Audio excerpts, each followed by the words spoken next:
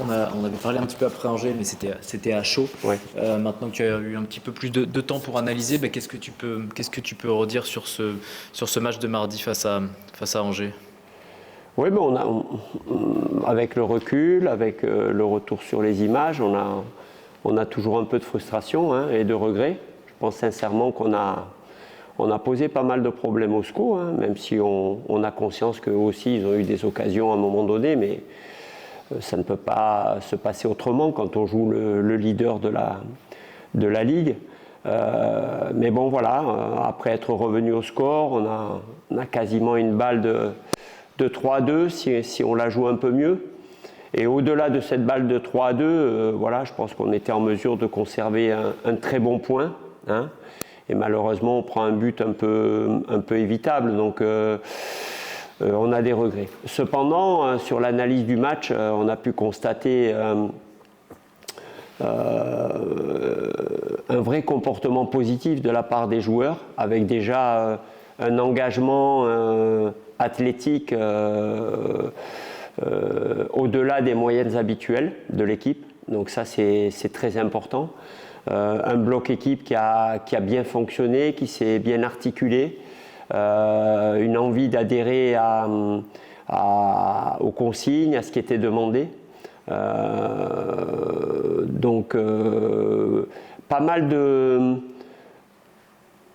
d'arguments positifs et encourageants pour la suite. En tout cas, on avait eu l'occasion de partager un entraînement avant ce match, c'était très peu. Et j'ai beaucoup aimé le visage qu'a montré mon équipe. Bien entendu, en tant que compétiteur, on ne peut pas se satisfaire de ça. On est là pour prendre des points, on le sait. Mais je trouve que ce match est une bonne base de travail pour continuer. Et finalement, l'équipe prend des buts évitables. C'est ce qui a souvent plombé cette équipe-là depuis le début de saison. Ouais. Et on se dit que le jour où QRM parviendra à résoudre ça, finalement, la roue tournera probablement. Je suis complètement d'accord avec vous, mais en même temps, il faut, nous, en tant qu'acteurs, il faut qu'on ait conscience de ça et qu'on fasse le nécessaire pour que ça ne se reproduise plus. Voilà. Donc après, les choses, quand on met des choses nouvelles en place et tout, il est rare que le fruit de ce qu'on met en place arrive aussitôt. Il faut parfois un peu de temps. On en avait parlé, hein, on rencontrait sur ces 2 premiers matchs, on rencontrait sur cette semaine des équipes de haut tableau, des équipes très ambitieuses, donc c'est pas toujours évident pour aller chercher la confiance. Mais voilà, c'est récurrent, des buts évitables avec sur les buts des performances individuelles qui peuvent être meilleures, la gestion du temps additionnel. C'est pas nouveau non plus, donc ça aussi, l'aspect mental, la communication, la gestion de ces moments-là, avoir le geste juste, être plus pragmatique, voilà, c'est toutes des choses on va continuer à insister, à répéter, mais j'ai un groupe qui est réceptif et je suis sûr que il va y avoir un déclic. J'espère le plus vite possible et pourquoi pas demain soir contre encore une très bonne équipe, très solide. Alors justement, tu m'as un petit peu devancé, j'allais venir à ces fins de match, puisque là, vous prenez un but à la 93e face à Guingamp, c'était 89e. Il y a eu le premier match à Amiens où c'était 95e, et le match à Caen où c'est 96e aussi. Tous ces buts dans le temps additionnel, finalement, qui coûtent cher, puisque sans ces buts-là, QRM serait plus haut. Comment on gère ça? C'est quoi? C'est de la concentration? Il y a la concentration, il y a aussi l'aspect mental, la gestion de la fatigue, de ses émotions, la gestion d'un manque de lucidité lié à une fin de match, à la pression de l'adversaire. Il faut un surcroît de communication. Bien entendu qu'à ce moment-là, dans ces moments-là, l'expérience est un atout très important. Donc on espère que un garçon comme Antoine, petit à petit, amènera un petit peu plus là-dessus. Bien entendu, j'attends beaucoup aussi d'un Benjamin Leroy et de son vécu, de son expérience.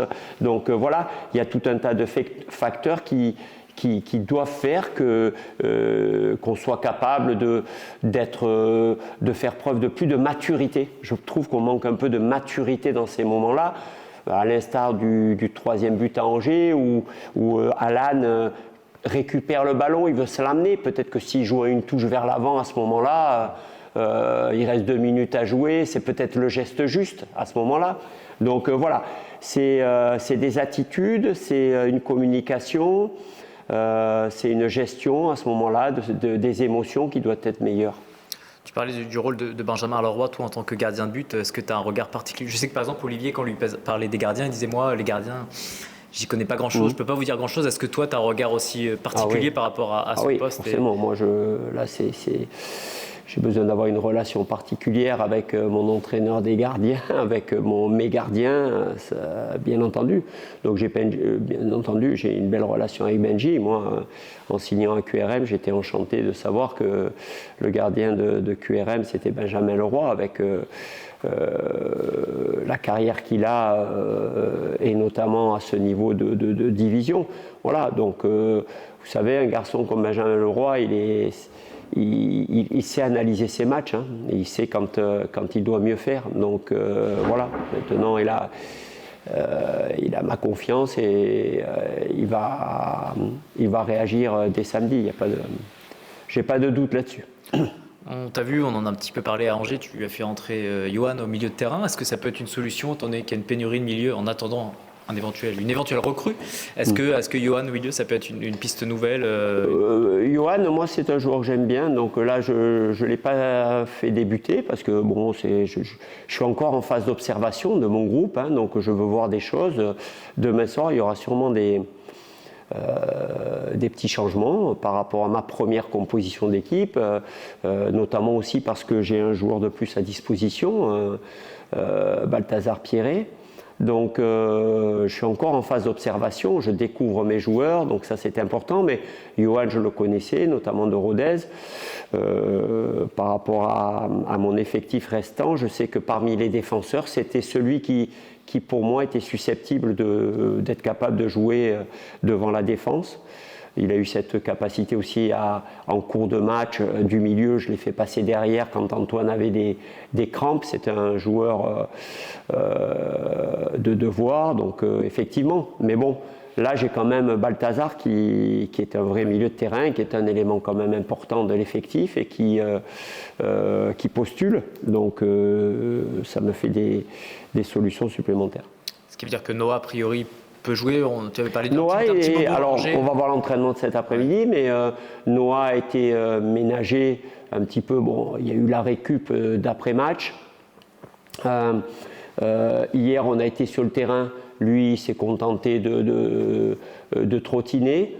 Aujourd'hui, il va participer à la séance.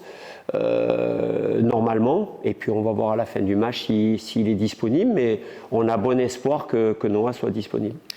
Pareil, on en a un petit peu parlé après Angers, mais on n'a pas eu le temps d'approfondir la rentrée de Théo. Est-ce que Théo, nous c'est une petite surprise étant donné qu'il jouait peu, il a fait une bonne entrée. Est-ce que aussi à tes yeux il a marqué des points et est-ce que ça Bien sûr, Théo a marqué des points, mais pour moi Alpha n'est pas du tout condamné parce qu'il a été remplacé à la mi-temps, absolument pas. Alpha Sissoko est un excellent joueur aussi et avec un vécu, etc. Donc c'est bien que Théo m'ait rendu la confiance que je lui ai donnée en le faisant rentrer dans un tel match, mais en même temps il est hors de question pour moi d'avoir tout d'un coup un préjugé défavorable sur Alpha Sissoko. Donc non, c'est une très bonne nouvelle pour Théo, mais Alpha a toute mon estime encore. Et il y a Najib aussi, Najib est blessé. Najib est blessé, on attend le résultat de l'IRM pour faire une estimation de son arrêt, quoi. Donc, mais là, dans les jours à venir, voire les semaines à venir, on ne pourra pas compter sur lui. Il s'est blessé, c'est quelle blessure? Veille de match, cheville. C'est la cheville. Une cheville opérée, je crois. Donc voilà. Donc voilà, là, il a encore des difficultés à simplement marcher. Donc pour l'instant, malheureusement. Il y a le cas Alexandre Bonnet aussi, alors qu'il s'est fait les croisés il y a quelques temps. Il est en phase de reprise. Est-ce que c'est un joueur sur lequel tu espères pouvoir compter, pas immédiatement, mais en fin de saison? Je l'espère surtout pour lui, pour Alex. Je pense que à ce moment-là de sa carrière, c'est un joueur qui a une carrière magnifique et avec qui j'ai souvent voulu travailler d'ailleurs. Et faire les croisés à ce moment-là, c'est dur. Mais il est à 3 mois. Il est dans toutes les étapes temps de sa rééducation. Et il est dans les temps, il est dans les bons temps. Il a recommencé à trottiner sur tapis hier. J'ai eu droit à la petite vidéo, c'était sympa. Voilà, il va aller à Clairefontaine faire une première étape de sa réathlétisation. Donc il faut lui laisser le temps, lui prendre la tête. Mais ce serait, je trouve, un joli clin d'œil que l'on puisse, dans les quelques dernières semaines, pouvoir compter sur Alex et sur son expérience pour les derniers matchs, même si c'est dans un rôle de finisseur, etc. On sait ce qu'il peut apporter par son vécu, par sa présence à l'ensemble du groupe. Mais on en est encore un peu loin pour l'instant, laissons-le travailler tranquillement, touchons du bois pour que ça se passe toujours très très bien, et puis on verra par la suite. Mais je sens qu'Alex est notre premier supporter, et voilà, il a un rôle un peu d'observateur là, du groupe qui peut m'être utile à un moment ou à un autre. La fin du mercato approche, où est-ce que vous en êtes? Est-ce que la piste du milieu de terrain avance ou est-ce que c'est compliqué? Ouais, sans rien dévoiler, mais j'espère avoir l'arrivée du joueur en tout début de semaine prochaine, voilà, autour de lundi. Pour le match de Bastia, a priori. Ouais, Laval même. Laval, pardon. Oui, j'étais déjà encore plus. Laval. Le match de Laval, effectivement. Ouais, oui. Ah ouais. L'idée c'est ça. Ouais. L'idée c'est d'avoir le garçon toute la semaine avec nous pour qu'il puisse postuler au déplacement à Laval. Un petit mot aussi sur ton ressenti. C'est vrai que là on ne l'a pas évoqué à Angers. Comment tu as vécu ce retour sur le banc de touche et comment tu appréhendes ce premier match à domicile pour toi? Pour le retour d'Angers, plein d'émotions positives qui sont remontées, parce que j'ai vu des anciens employés du SCO qui étaient encore là. J'ai senti dans leur regard aussi beaucoup de plaisir de me retrouver. On est sensible à ça aussi. Revoir ce stade complètement transformé par rapport à l'époque où j'ai évolué. Non, c'était très agréable. Après, en tant que compétiteur, j'aurais voulu leur jouer un vilain tour, c'est passé tout près. Je pense que on leur a foutu un peu les jetons, mais voilà, c'était un bon moment, mais j'étais quand même après très focus sur mon équipe et mes joueurs. Et puis quant à la première à Diochon, on a toujours envie de faire une première très bonne impression à l'environnement proche du club, et ça passe déjà par le fait que mon équipe montre un beau visage, tout simplement. Dans notre situation, il faut qu'on donne tout et que les gens ressentent ça. Et s'ils ressentent qu'on donne tout, qu'on ne lâche rien, ça les incitera à nous accompagner jusqu'au bout et à être parfois un petit peu plus tolérants sur des erreurs techniques, sur des erreurs tout simplement. Mais par contre, on a besoin d'être irréprochable sur l'état d'esprit, et il faut que je sois bien sûr à l'image de ce que je demande. Voilà. Donc c'est important pour moi que les gens ressentent ce côté passionné et engagé. Voilà. Donc j'espère qu'on réussira ce premier match, mais voilà, il reste beaucoup de matchs, il faut prendre des points. Là, il faut stopper une série négative. On joue une équipe de haut tableau, je veux qu'on fasse un match intelligent. Et si on est dans le même état d'esprit qu'à Angers, je suis sûr qu'on va être récompensé par quelque chose.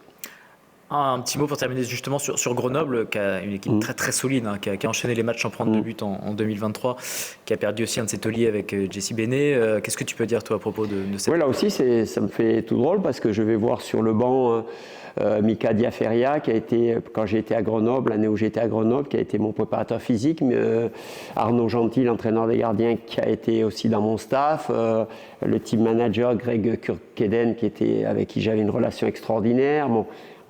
Max Marty, avec qui j'ai passé une année formidable. Donc là aussi, c'est des retrouvailles. Mais une équipe, un club qui a progressé, une équipe très solide. Vincent Ognon fait du très bon boulot. À l'extérieur, il y a un peu de tout. Il y a des victoires, il y a des nuls, il y a des défaites. On voit qu'il y a une certaine vulnérabilité aussi, même s'il faut un championnat magnifique. Là, une très très belle première mi-temps dernièrement contre Auxerre, où ils ont eu vraiment beaucoup d'opportunités. C'est une équipe solide qui pratique un bon football, avec beaucoup de bons joueurs. Là, on voit que l'absence de Jesse Béné, le capitaine, qui est un peu le régulateur,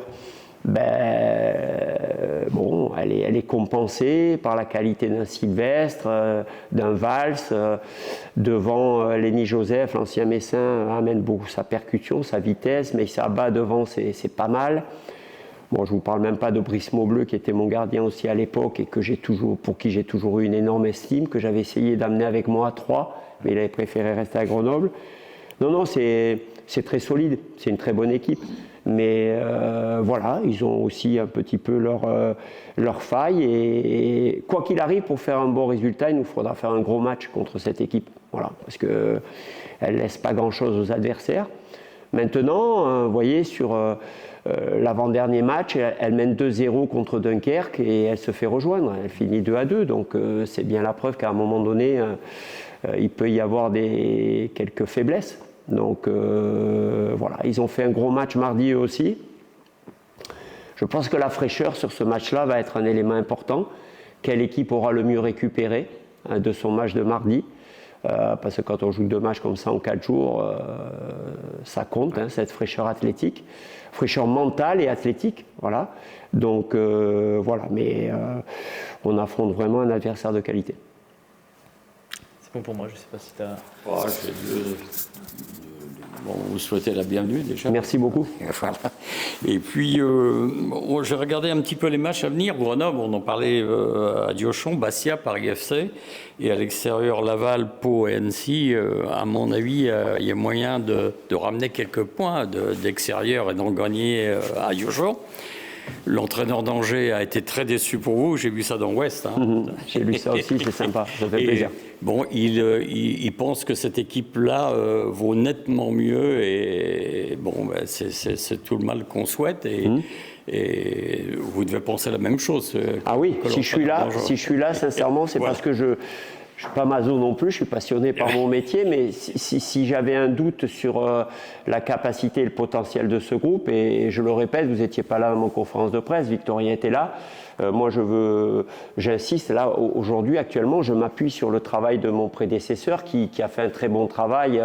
Après, c'est la vie d'un entraîneur, à un moment donné, il y a un levier dans un club pour qu'il y ait une réaction, mais novembre-décembre, l'équipe était sur une phase ascendante. Malheureusement, le début d'année n'a pas été conforme à cette progression, mais voilà, le potentiel est là. L'équipe n'a jamais été battue depuis le début de saison par plus d'un but d'écart.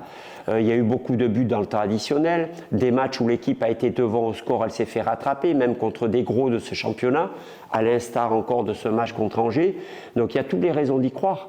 Voilà, il faut maintenir les joueurs dans un niveau de confiance. Là, on a ajusté un peu l'effectif avec l'arrivée d'Antoine Baptiste et je vous dis l'arrivée d'un joueur supplémentaire dès le début de la semaine prochaine. Donner la confiance à des joueurs qui peut-être n'ont pas encore donné le plein rendement de ce qu'ils sont capables de donner. Et puis voilà, après... se projeter sur le nom de l'adversaire sur le calendrier, je veux éviter. Voilà, mais match par match, se dire qu'il y a 3 points en jeu à chaque fois et qu'on est capable, à partir du moment où on arrive à aligner un petit peu toutes les planètes, faire des matchs sans erreur, on est capable de marquer des points. Cette équipe d'Angers, par exemple, était sur 5 matchs consécutifs à la maison sans prendre de but. 5 victoires consécutives sans prendre de but. On a été capable de lui en marquer 2. On aurait pu en marquer encore peut-être un 3e. Donc tout ça sont des signaux positifs et qui me laissent beaucoup d'espoir et beaucoup d'optimisme.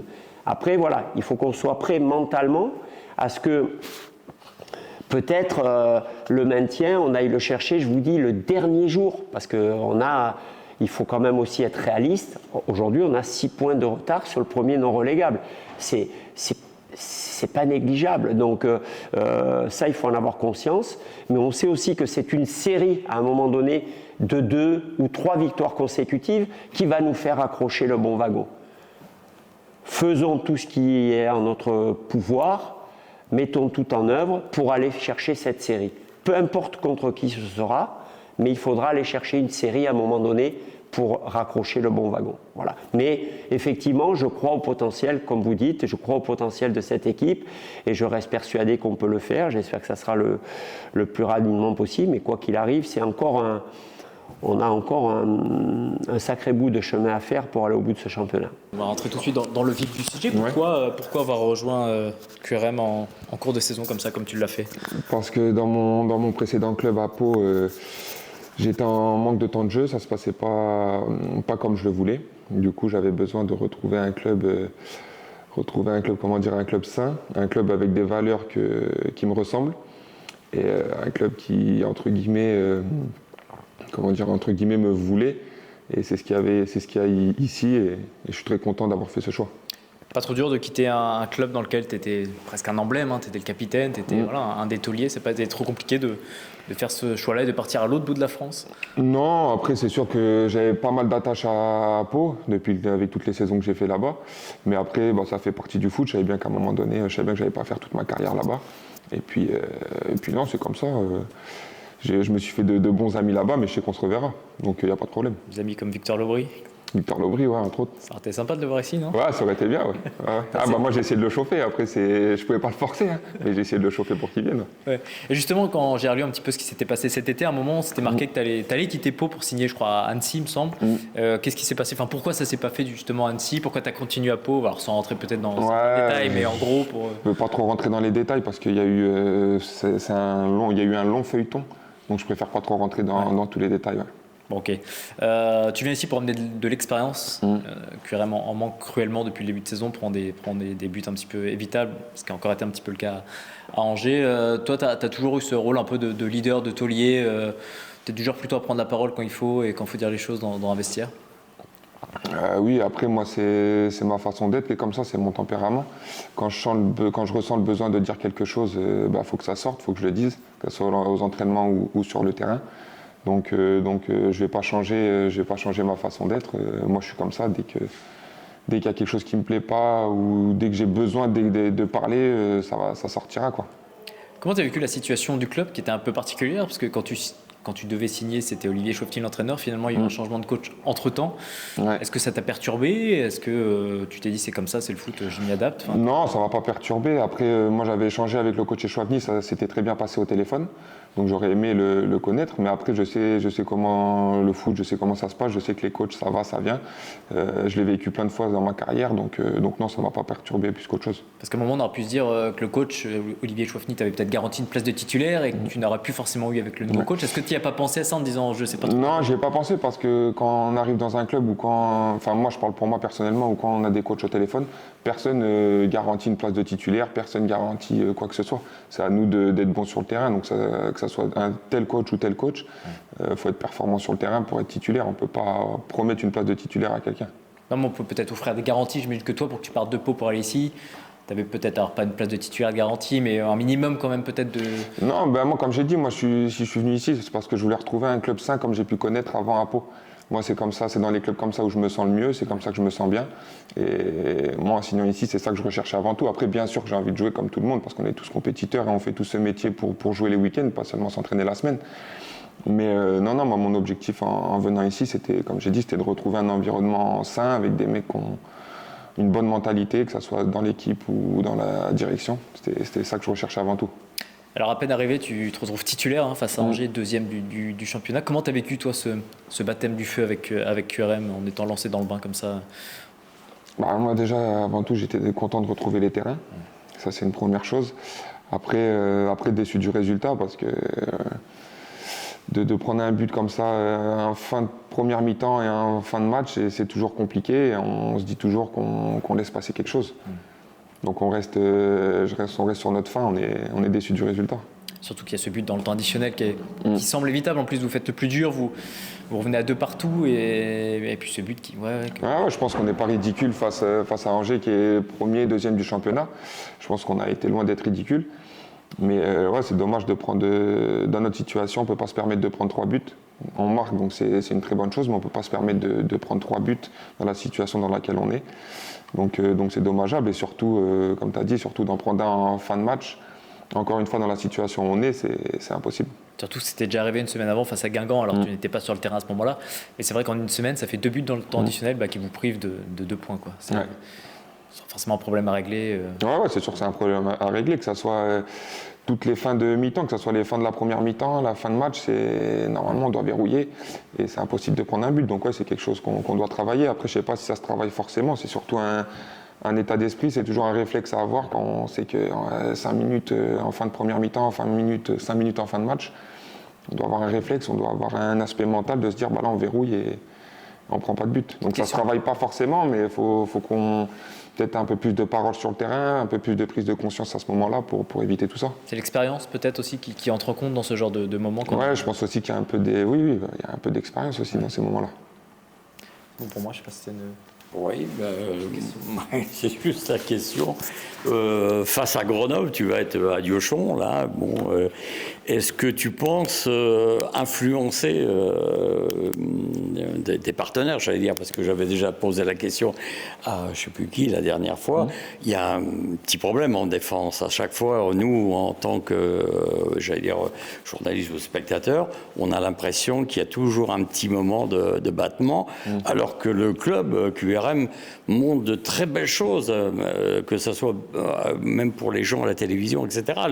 Il y a eu un match dernièrement où ils ont été un petit peu plus heureux et ils ont fini le match nettement mieux. Mais pourquoi cette difficulté à pas verrouiller? Le terme, c'est ça, verrouiller, bétonner, peut-être un petit peu. C'est ce que je disais juste avant, en fait. C'est un réflexe à prendre, c'est un état d'esprit à avoir.